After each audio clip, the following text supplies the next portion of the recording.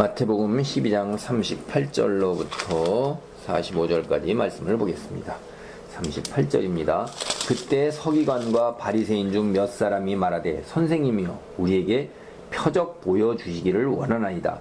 예수께서 대답하여 이르시되 악하고 음란한 세대가 표적을 구하나 선지자 요나의 표적밖에는 보일 표적이 없느니라.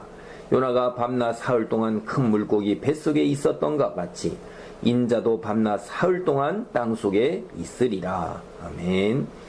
우리가 여기서 예수님이 말씀하시는 건 항상 비유가 거의 대부분이에요. 이 비유라는 거에 대해서 제가 말씀을 드렸어요. 두 가지 의미가 있다. 하나는 깨닫지 못하게 하는 것과 또 하나는 불쌍히 여기셔서 그들로 하여금 정죄하고 심판받을 때 그 깨달음 속에서도 믿지 않는 것으로 인해서 더 큰 정죄받는 것을 하나님께서 이렇게 덜어주신 두 가지 양면적인 것이 있다. 근데 여기서도 지금 보면 선지자 요나를 들고 와요. 예수님께서. 그 요나 얘기가 뭐냐, 도대체 예수님이 하시고자 하는 말씀이 뭐냐 하는 거를 잘 봐야 돼요. 이거 잘못하면 이런 비유를 다른 걸로 엉뚱한 이야기를 하고 있어요. 그래서 성경의 문맥 속에서 잘 보셔요. 우리는 예수님의 이야기를 전체를 다 알고 있어요. 여기 예수님이 뭐라고 그래요? 사흘 동안 요나가 큰 물고기 뱃속에 있었던 것처럼 인자도 사흘 동안 땅속에 있으리라. 그러니까 이 요나의 표적에서 뭘 가지고 오시는 거예요? 사흘이라는 걸 가지고 오시는 거예요. 사흘. 요나가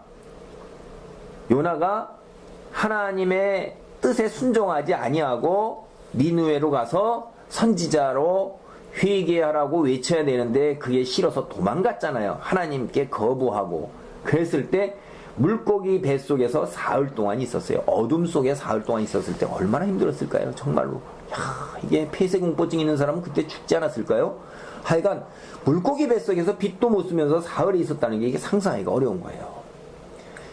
예수님도 금요일 오후에 돌아가셔서 사흘 동안 땅속에 있는 거예요. 땅속에.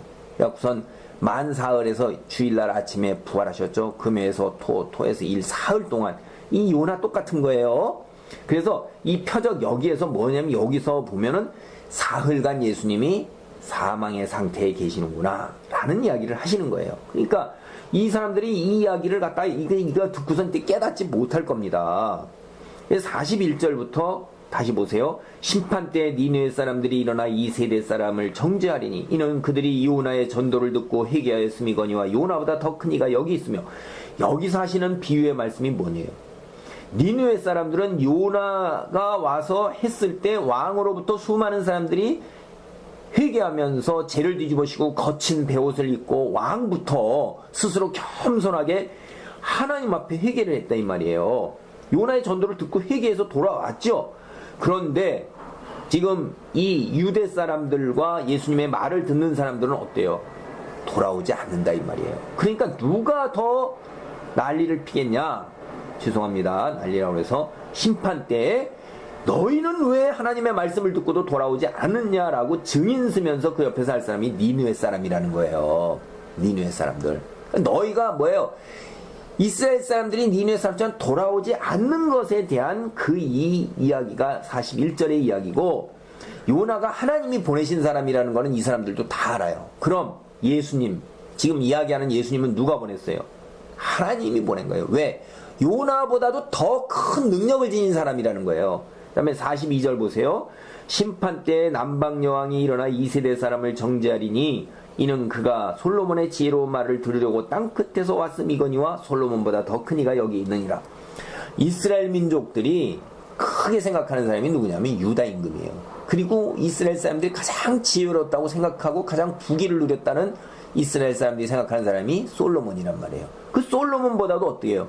더 크니 하나님께서 그렇게 축복하셨단 말이에요. 우리가 앞에 여기서 보면은 하나님이 직접 임재하셔요. 솔로몬이 성전을 만들어서 하나님께 드릴 때 하나님이 임재하시는데 세상에 하나님의 어마어마한 축복을 받고 하나님이 뒤에서 함께 동행하셨던 인물보다 더 큰 인물이라는 거예요. 당신이. 이게 요나 선지자나 솔로몬 임금이나 그보다 더 크다고 그러면 하나님의 사람인 걸 인정하죠. 근데 그때 심판 때 이제 누가 얘기를 하냐면 이방 사람이었던 시바의 여왕이 우리가 영화도 있는 거 보세요. 얼마나 호화롭게 해가지고선 이 사람이 올라왔습니까? 올라와가지고 어떻게 해요? 솔로몬이 하도 지혜롭고 그 큰 부자에다가 보통 하나님의 큰 놀라운 그 뒤에 축복을 받았다는 걸 눈으로 직접 보기 위해서 왔다 이 말이에요. 그리고 솔로몬의 지혜로운 말을 들었어요. 그리고 이 사람이 하나님의 놀라운 말을 듣고 여기 성경을 보면 생각했던 것보다 더 크다는 걸 깨달았어요. 그런데 그러한 솔로몬보다도 더 큰 사람이 여기 있고 그 다음에 이 시바 여왕이 내가 그렇게 먼 길을 찾아와가지고 이 귀한 말씀을 들었고 하나님께로 돌아왔는데 너희는 솔로몬보다도 더 큰 분이 오셔서 그렇게 큰 하나님의 말씀을 직접 전해주는데도 어찌 그걸 깨닫지 못했느냐고 옆에서 증언하면서 옆에서 그분이 더 날뛸 거라는 거예요. 이게 그러니까 결국 이야기가 무슨 얘기예요? 내가 예수님 당신은 요나 선지자나 솔로몬보다도 더 큰 인물로서 하나님의 보증을 받고 하나님의 능력을 받는 사람으로서 이미 많은 표적을 보여줬음에도 불구하고 너희 마음이 완악해가지고 받아들이지 않는다. 내가 더 큰 표적을 보일 건데 사흘 동안 죽었다가 부활할 것이다. 그럼 그 후에라도 믿고 돌아와야 되는 거예요. 이런 비유로 말씀을 하시는 거예요. 그래서 음란이라는 건 39절에 우리는 구약성경을 통해서 탁 보면 이방신을 섬기고 하나님을 믿지 않는 자를 하나님은 음란하다고 얘기를 하셔요. 이걸 43절서부터 이제 한번 봅시다. 이게 굉장히 어려운 말인데 잘 생각해 봐야 돼요. 더러운 귀신이 사람에게서 나갔을 때 물 없는 곳으로 다니며 쉬기를 구하되 쉴 곳을 얻지 못하고 이에 이르되 내가 나온 집으로 내 집으로 돌아가리라 하고 와보니 그 집이 비고 청소되고 수리되었거늘 이에 가서 저보다 더 악한 귀신 7을 데리고 들어가서 거하니 그 사람의 나중 형편이 전보다 더욱 심하게 되느니라. 이 악한 세대가 또한 이렇게 되리라. 이 비유가 뭘 말씀하실 걸까요? 귀신 들렸던 사람이 나와가지고선 이제 귀신에서 이제 이게 회복됐어요. 그랬다가 제대로 못 살면 이전보다도 더 크게 악한 귀신들 7을 데리고 들어가서 그 사람이 더 크게 귀신 들린 상태가 될 거. 그러니까 똑바로 살아라 이런 얘기를 하는 걸까요? 자칫하면 그렇게 해석을 할 거예요. 그러나 이 문맥 속에서 보세요. 지금 예수님이 여기서 뭐라고 그러는 거죠? 예수님을 그리스도 하나님의 아들로 선지자로 믿지 아니하는 말 그거를 갖다 얘기하시는 것에 붙여서 이런 귀신 얘기를 하시잖아요. 이게 하나님의 말씀을 듣고 따르지 아니하는 사람들은 이게 정말로 어떻게 돼요? 나중 형편이 지금 이제 세례 요한의 얘기를 듣고 하나님 예수 그리스도의 말씀을 들어서 참 말씀은 옳다 하면서 마음이 시원한 거예요. 그리고 돌아왔던 사람들도 있어요. 돌아왔는데 그게 끝까지 예수 그리스도를 믿지 아니한다 이 말이에요. 그걸로 영혼이 시원함을 얻고 영혼의 갈증이 일부 풀렸지만은 그걸로 끝나고 예수님을 믿는 하나님의 아들로 믿는 상태까지 나아가지 않는다 이 말이에요. 그러니까 그들이 어떻게 돼요? 이 세상의 이 형편이 어둠 속에 속한 귀신 들린 사람은 어둠의 지배를 받는 사람이에요. 하나님을 믿지 아니하고 사탄의 지배 속에 있는 그 어둠이 더욱더 빠져서 하나님을 더욱더 모르게 된다는 거예요. 굉장히 모르게 되는 거예요.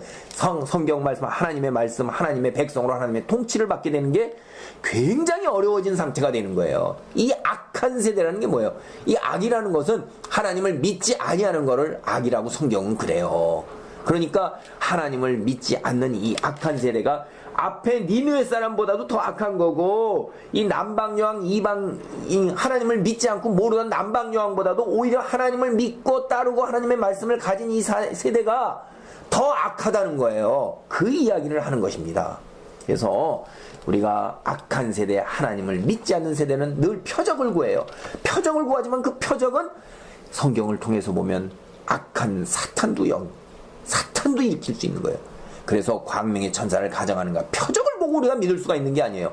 하나님의 말씀에 근거해서 말씀을 가지고 판단을 해야 되고 하나님의 말씀대로 그 사람이 열매를 맺는가를 봐야 되는 거예요. 그리고 표적을 보고선 따르게 된다면 망합니다. 우리 이단들도 표적을 많이 행했던 걸 우리는 다 익히 알고 있어요. 그러니까 하나님 말씀을 바로 알고 바로 깨닫고 그래서 그 말씀에 순종하는 귀한 믿음의 자리에 있기를 바랍니다. 아멘.